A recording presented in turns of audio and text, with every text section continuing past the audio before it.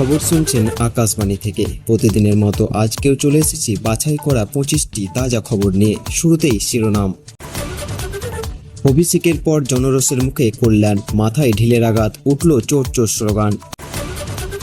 গ্রেপ্তার প্রাক্তন তৃণমূল বিধায়ক অসিত মজুমদার, আদালতে তোলা হবে আজ। অভিষেকের চিকিৎসা নিয়ে সরবরাহ মমতা, প্রয়োজনে হায়দ্রাবাদে নিয়ে যাওয়ার ইঙ্গিত। রাজস্থানে ভয়ঙ্কর ধূলিঝড়, আকাশে ঢেকে গেল বালির ঘন চাদরে, দিনের বেলায় ঘনিয়ে এলো অন্ধকার। তৃণমূল কাউন্সিলরের তদারকিতে অন্নপূর্ণা যোজনার ফর্ম পূরণ, ভবানীপুরে ব্যাপক সাড়া। সইকাণ্ডে দলের জালিয়াতি ফাঁস, তৃণমূল থেকে বহিষ্কৃত ঋতবোধ এবং সন্দীপ।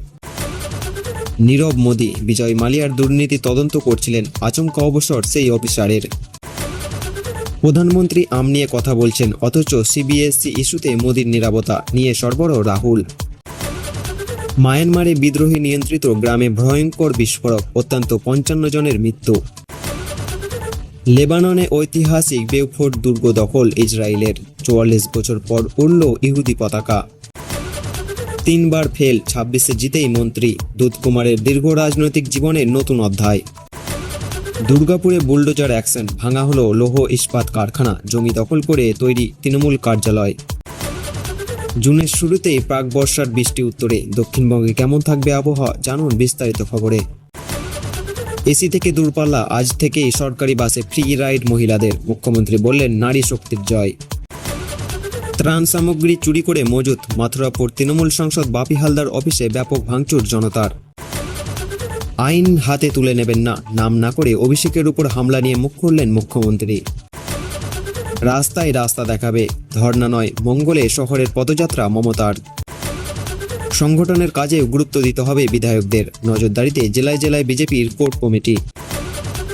মদন মিত্রের কামারহাটি বাড়িতে পুলিশ, তৃণমূল নেতাদের গ্রেপ্তারি আবহে শুরু জল্পনা। পুলিশের ভাব খাটিয়ে মহিলাকে ধর্ষণের অভিযোগ, দুর্গাপুরে গ্রেপ্তার সিভিক ভলেন্টিয়ার। 100 দিনের কাজের টাকা আত্মসাতে গ্রেপ্তার 2 তৃণমূল নেতা, অভিযুক্ত জেলা সভাপতি সহ 17। ভোটের পর নিজেকে বিজেপি নেতা বলে হুমকি, উত্তরপ্রদেশ থেকে আটক প্রাক্তন তৃণমূল বিধায়ক। লোন শোধ না করে দাদাগিরি, অবশেষে তৃণমূল নেতার 5 লাখের গাড়ি নিয়ে গেল পুলিশ। 5 থেকে 40 লোকভবনে শপথ গ্রহণ শুভেন্দু সরকারের পূর্ণাঙ্গ মন্ত্রিসভার। এতক্ষণ শুনলেন সংবাদ শিরোনাম, এবার আসছি বিস্তারিত খবরে। যারা এখনো পর্যন্ত ভিডিওটিকে লাইক করেনি তারা লাইক করে চ্যানেলটি অবশ্যই সাবস্ক্রাইব করবেন। আজ থেকে রাজ্যের সব স্কুলে প্রার্থনা সঙ্গীতের বন্দে মাতরম গান অন্তর্ভুক্ত করা হচ্ছে। সরকারের নির্দেশিকা অনুযায়ী স্কুল খোলার প্রথম দিন থেকে শিক্ষক পড়ুয়াদের সঙ্গে গলা মিলিয়ে এই গান গাইবেন। বন্দে মাতরম গানের সময় প্রায় 3 মিনিট 10 সেকেন্ড, জাতীয় সঙ্গীতের সময় 52 সেকেন্ড, অর্থাৎ 2টি গান একসাথে গাইতে মোট 4 মিনিট সময় লাগবে।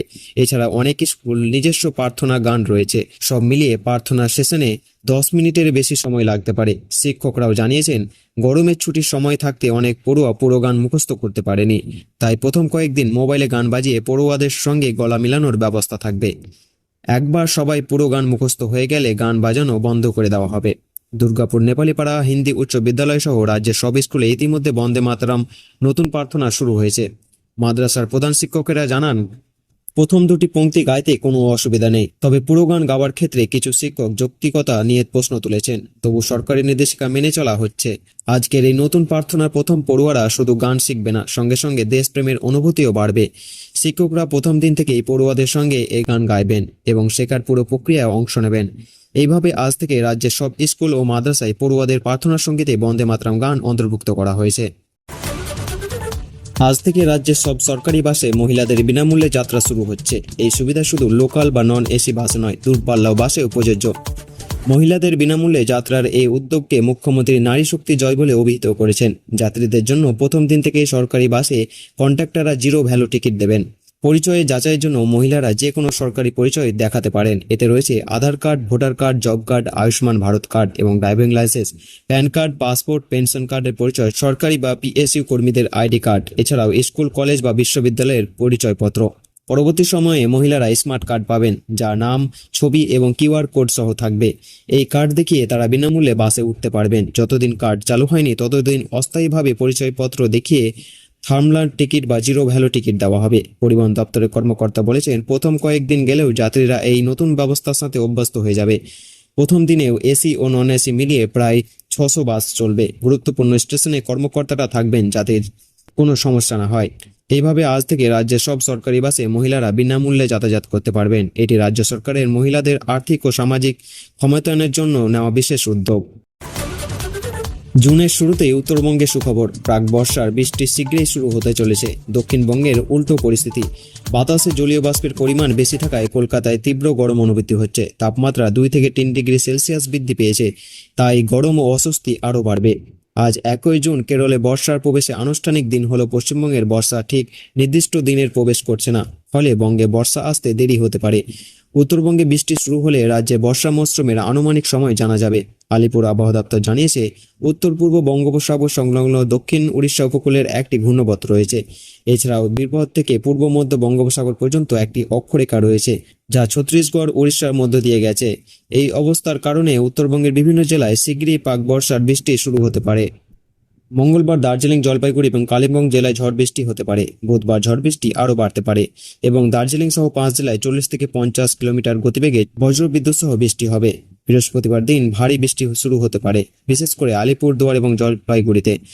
শুক্রবার এবং শনিবার দার্জিলিং, কালিম্পং, আলিপুরদুয়ার এবং কোচবিহার এবং জলপাইগুড়িতে বিক্ষিপ্তভাবে ভারী বৃষ্টির সম্ভাবনা থাকবে। উত্তরবঙ্গের উত্তরে 5 জেলায় ঝড় বৃষ্টি চলতে থাকবে। দক্ষিণবঙ্গে আপাতত ঝড় বৃষ্টির সম্ভাবনা খুবই কম, তবে 2-1 জায়গায় বজ্রবিদ্যুৎ সহ বৃষ্টির সঙ্গে দমকা হাওয়া বাতাস থাকতে পারে। আগামী 3 দিনে অর্থাৎ বৃহস্পতিবারের মধ্যে তাপমাত্রা 2 থেকে 3 ডিগ্রি সেলসিয়াস বাড়বে, ফলে দক্ষিণবঙ্গের গরম ও অস্বস্তি আরও বেড়ে যাবে। কলকাতায় আজ মূলত পরিষ্কার আকাশ দেখা যাবে, কখনো আংশিক মেঘলা থাকবে। রোদের তেজ বাড়তে পারে এবং তাপমাত্রা সামান্য বৃদ্ধি পেতে পারে। চলতি সপ্তাহে কলকাতা সর্বোচ্চ তাপমাত্রা 35 থেকে 36 ডিগ্রি সেলসিয়াসের মধ্যে থাকার সম্ভাবনা রয়েছে। আজ সকালে সর্বনিম্ন তাপমাত্রা 28 ডিগ্রি সেলসিয়াস, যা স্বাভাবিকের থেকে সামান্য বেশি।